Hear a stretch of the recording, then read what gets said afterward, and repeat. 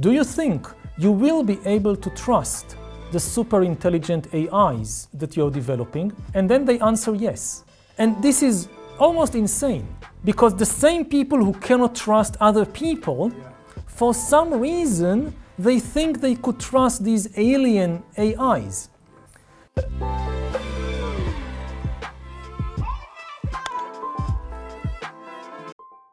So welcome to the Wired Big Interview. Thank you. It's good to be here. And that, I believe, is the main theme of your new book, Nexus. Yes. So we would like to know how should we live with, especially the AI or super intelligence in the society in the future. The first question, in the late 90s, actually there is one idea that if the internet will spread, globally, and then it will bring the world peace because the information will tell the truth, and every people could get access to every information, and maybe multi-understanding will grow, and finally the human being becoming wiser. However, you said that such a view of information is more like naive. Yeah. Could you explain why? Yes, because information is not truth. Most information is not about representing reality in a truthful way. The main function of information is to connect a lot of things together, to connect people together. And you sometimes can connect people with the truth, but it's often easier to do it with fiction and fantasy and so forth. Some of the most important texts in history, like the Bible, they connect millions of people together, but not necessarily by telling them the truth. In a completely free market of information, most information will be fiction or fantasy or even lies, because the truth is costly, whereas fiction is cheap. To write a truthful account of anything, of history, of economics, of physics, you need to invest time and effort and money to gather evidence, to fact check. It's costly, whereas fiction can be made as simple as you would like it to be. And finally, the truth is often painful or unpleasant, whereas fiction can be made as pleasant and attractive as you would like it to be. So in a completely free market of information, truth will be flooded, overwhelmed by enormous amounts of fictions and fantasies. This is what we saw with the internet, that it was a completely free market of information, and very quickly the expectations that the internet will just spread facts and truth and agreement between people turned out to be completely naive.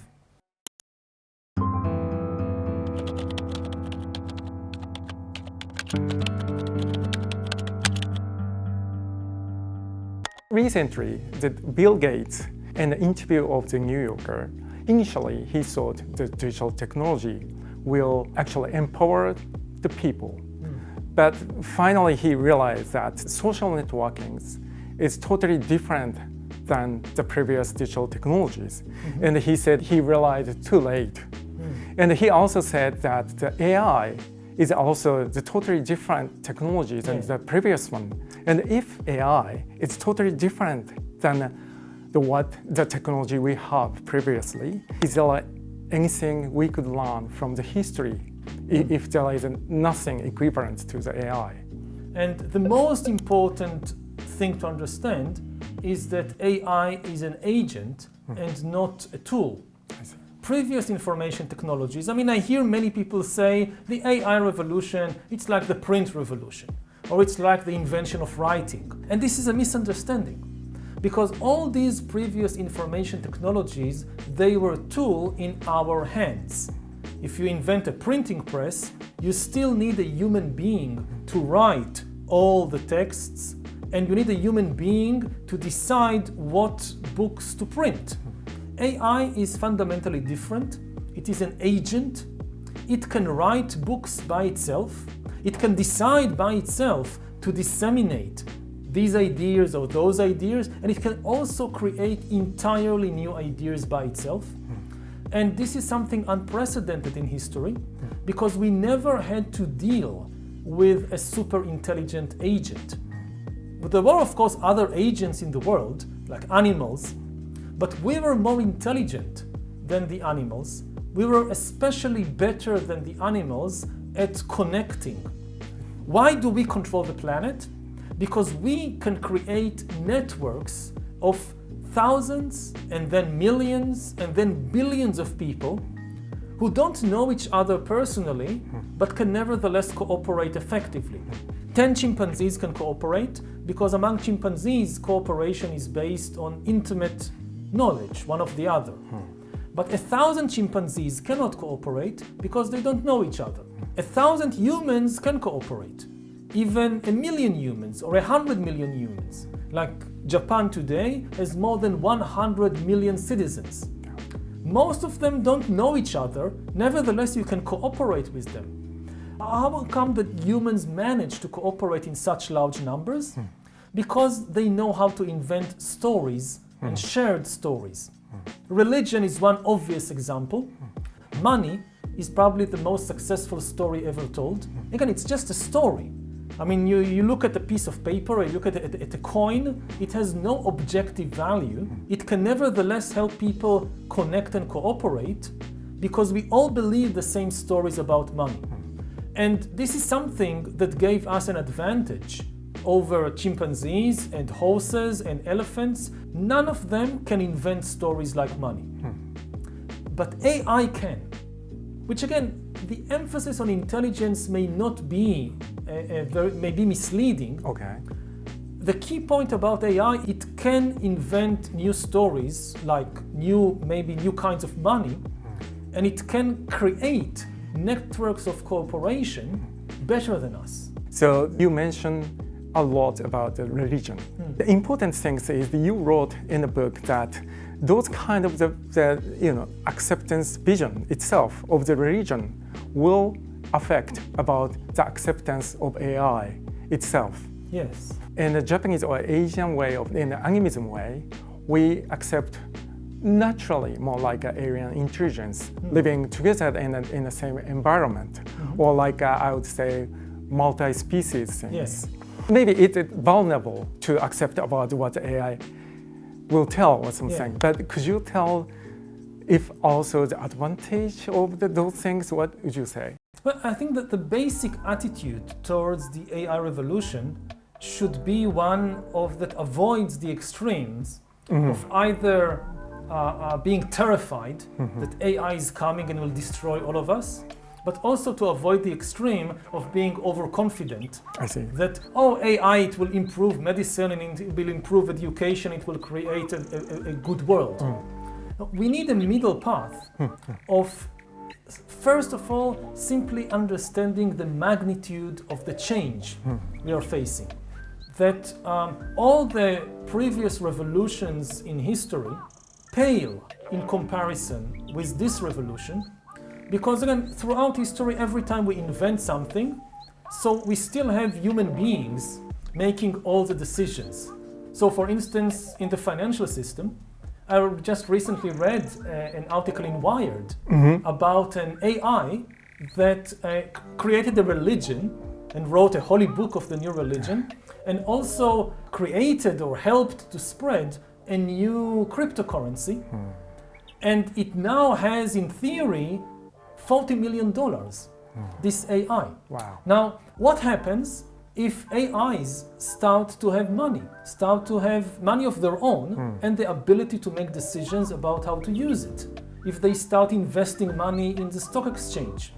So suddenly, to understand what is happening in the financial system, you need to understand not just the ideas of human beings, you also need to understand the ideas of AI.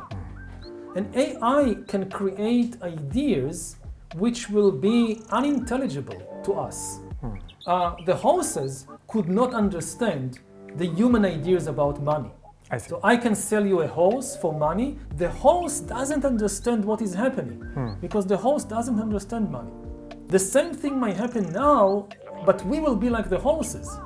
The horses and elephants, they cannot understand the human political system or the human financial system that controls their destiny, that the decisions about our lives will be made by a network of highly intelligent AIs that we simply can't understand.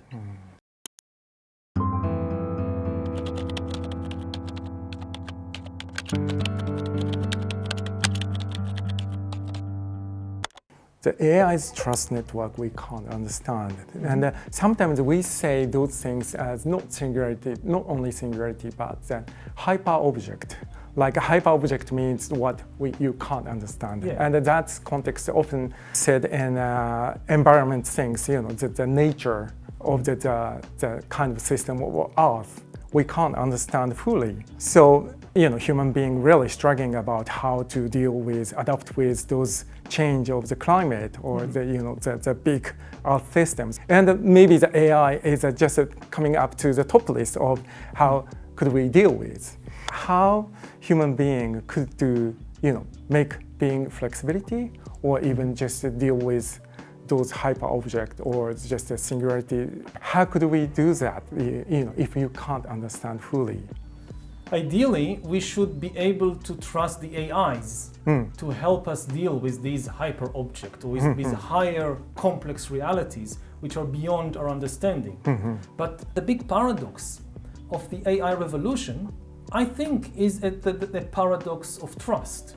We are now in the midst of an accelerating AI race with different companies and different countries rushing as fast as possible to develop more and more powerful AIs. Now, when you talk with the people who lead the AI revolution, with the entrepreneurs, with the business people, with the heads of the governments, and you ask them, why are you moving so fast? They almost all say that we know it's risky, we understand it's dangerous, we understand it would be wiser to move more slowly and to invest more in safety, but the other company or the other country doesn't slow down, they will win the race. Yeah. They will develop super intelligent AI first, and they will then dominate the world, they will conquer the world. And we cannot trust them. This is why we must move as fast as possible. Now, you ask them a second question. You ask them, do you think you will be able to trust the super intelligent AIs that you're developing? And then they answer yes.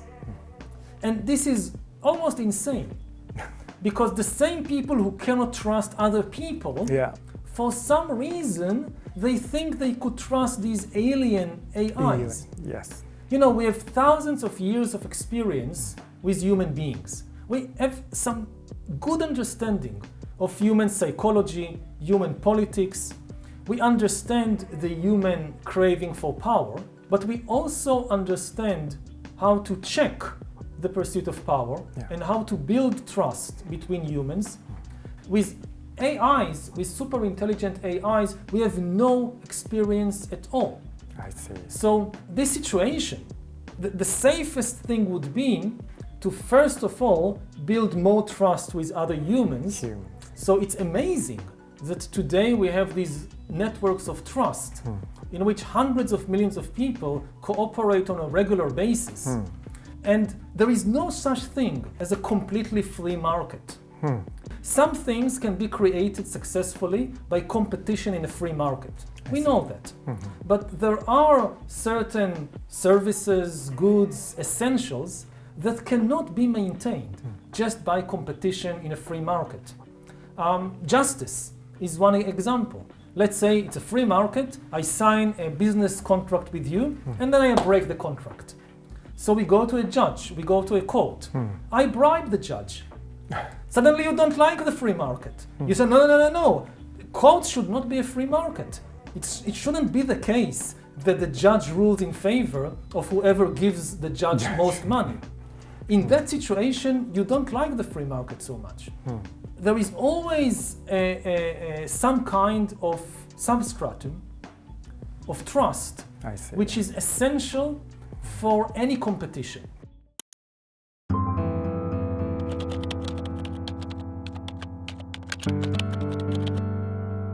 Negative scenarios about democracy becoming populism or authoritarianism. Yes. But would you think about the positive side of using AI to encourage the more trust network, more Yes. democracies. Is there any path we could use, like those new technology to enhance the democracy?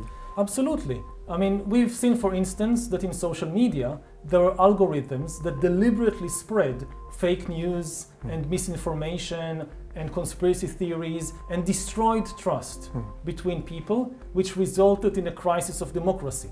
But the algorithms don't have to spread fake news and conspiracy theories. They did it because they were designed in a certain way. The goal that was given to the algorithms of social media platforms like Facebook or YouTube or TikTok was to increase engagement, maximize engagement. This was the goal of the algorithms. And the algorithms discovered by trial and error that the easiest way to maximize engagement is by spreading hate and anger and greed, because these are the things that make people very, very engaged. When you're angry about something, you want to read more about it and you tell it to other people. There is more engagement. If you give the algorithms a different goal, for instance, increase trust or increase truthfulness, then they will not spread all these fake news. They can be helpful for building a good society, a good democratic society. Another very important thing is that democracy should be a conversation between human beings. I see. For that, you need to know, you need to trust that you're talking with another human being. Increasingly, on social media, or generally on the internet, you don't know if what you're reading is something that a human being has written and is spreading, or is it a bot? This destroys trust between humans and makes democracy much more difficult. But we can have a regulation, a law, that bans bots and AIs from masquerading as human beings. If you see some story on Twitter, you need to know if this is being promoted by a human being or by a bot. And if people say, but what about freedom of speech? Well, bots don't have freedom of speech. I mean, we don't need to, I'm very much against censoring the expression of human beings. But this doesn't protect the expression of bots. I see. Bots don't have freedom of speech. In that context, I remember that one of the big company in Japan trying to make the AI constellation, just connecting AI and even just connect with human being and AI, and just let them to discuss something important, like a multi-stakeholder democracies. Yes. So the AI will declare their AI, of course, and they have really different intelligence, like alien intelligence. And would you think, in the near future, human being will have a discussion with alien intelligence would make us wiser? Absolutely, because yes, AIs on the one hand can be very creative and can come up with ideas that wouldn't occur to us. So talking with an AI can make us wiser. But AIs can also flood us with enormous amounts of junk and of misleading information, and they can manipulate us. And the thing about AIs is that, as members of society, we are stakeholders. For instance, the sewage system. We need the sewage system because we have bodies. We can become sick. If the sewage system collapses, then diseases like dysentery and cholera spread. This is not a threat to AI. For the AI, it doesn't care if the sewage system collapses. It cannot become sick. It cannot die. It doesn't care about it. We need to remember it's not a human being. It's not even an organic being. Its interests, its worldview are alien to us. When you talk with people, like we are now talking to each other, the fact that we are embodied beings is very, very clear. Ultimately, they also has a physical existence, because AIs, they don't exist in some kind of mental field. They exist in a network of computers and servers and so forth. So they also have physical existence, but it's not organic.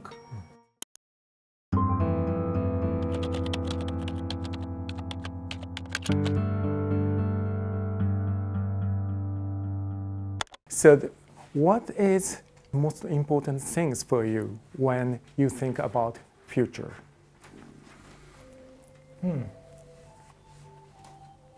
I think the two key issues, one we've covered a lot, which is the issue of trust. If we can strengthen trust between humans, we will also be able to manage the AI revolution. The other thing is the fear, the threat. I mean, throughout history, people lived their lives inside, you can say, a cultural cocoon made of poems and legends and mythologies, ideologies, money. All of them came from the human mind. Now, increasingly, all these cultural products will come from a non-human intelligence.